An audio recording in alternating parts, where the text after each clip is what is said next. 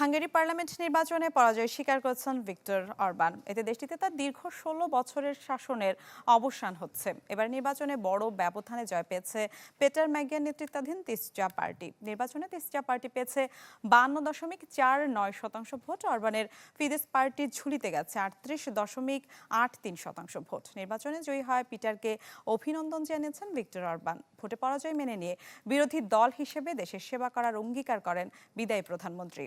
এদিকে অরবানের বিদায়ে ইউরোপীয় ইউনিয়নের রাশিয়ার প্রেসিডেন্ট পুতিনের অন্যতম মিত্র হারানোর শঙ্কা দেখা দিয়েছে। এর প্রভাব পড়তে পারে ইউরোপীয় ইউনিয়ন ও পশ্চিমা ডানপন্থী রাজনীতিতেও।